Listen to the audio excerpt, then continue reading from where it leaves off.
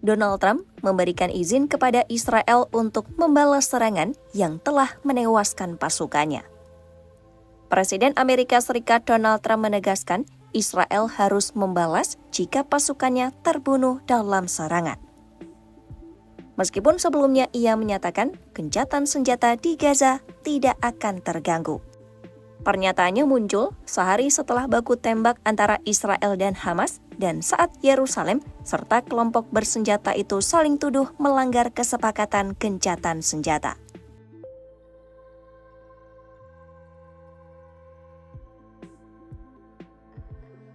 Ia mengatakan Israel telah kehilangan seorang tentara dan tindakan balasan itu dipandang sebagai langkah pertahanan diri.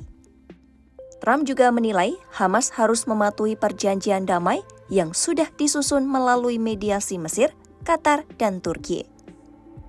Menurutnya, gencatan senjata akan bisa bertahan jika kedua pihak menghormati ketentuan yang sudah disepakati. Dalam penjelasannya, Trump menyebut Hamas telah berjanji untuk menahan serangan dan melucuti senjata, namun Washington menilai komitmen itu belum sepenuhnya dipenuhi. Trump juga mengungkapkan sejumlah negara menawarkan bantuan untuk menstabilkan Gaza pasca konflik, termasuk Jepang yang siap mengirim pakar keamanan dan kemanusiaan. Meski begitu, para diplomat Arab dan Eropa menegaskan negara-negara tersebut hanya akan mengirim misi kemanusiaan tanpa mengerahkan pasukan ke Gaza. Sementara itu, rancangan 20 poin rencana perdamaian Trump untuk Gaza menyerukan demilitarisasi di bawah pengawasan internasional.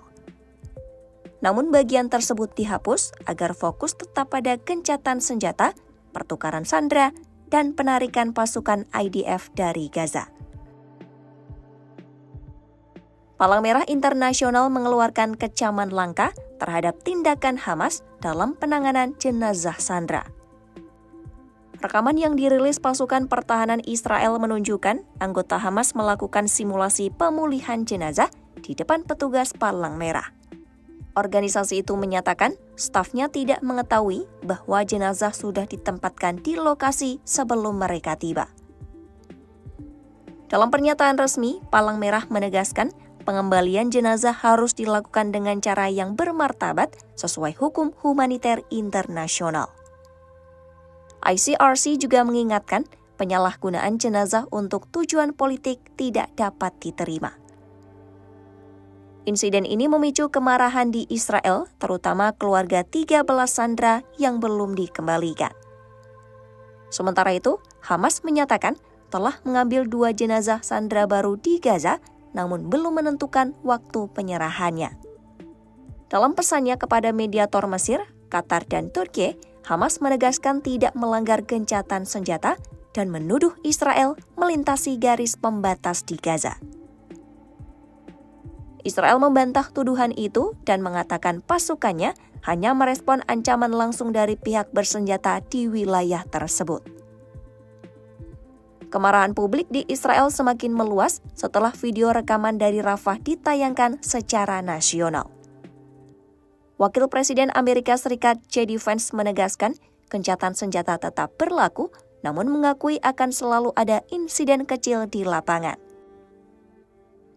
Ia menyebut bentrokan terbatas bukan berarti perjanjian damai gagal, yang penting gencatan senjata secara umum tetap berlaku.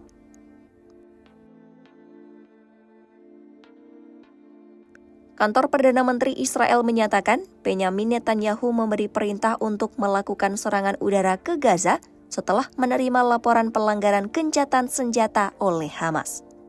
Setelah keputusan itu dibuat, pemerintah Israel baru mengabarkan Washington tentang tindakan balasan tersebut. Pejabat AS dan Israel menjelaskan komunikasi antara kedua pihak dikoordinasikan oleh Pusat Sipil Militer AS di Kiryat Gat. Pemerintah Trump sebelumnya telah mengingatkan agar Israel tidak melakukan tindakan yang bisa menggagalkan gencatan senjata. Washington mengusulkan agar Israel memberi batas waktu 72 jam kepada Hamas untuk mengembalikan semua jenazah sandera sebelum melancarkan operasi militer. Namun setelah serangan di Rafah menelan korban, Netanyahu mengadakan rapat darurat dan memutuskan untuk melanjutkan serangan udara. Sumber di Israel menyebut keputusan itu didukung sebagian anggota Kabinet Keamanan yang menganggap Hamas telah melanggar kesepakatan berulang kali. Meski ada tekanan diplomatik dari Gedung Putih, Netanyahu menegaskan Israel akan membuat keputusan keamanan nasional secara mandiri tanpa campur tangan pihak luar.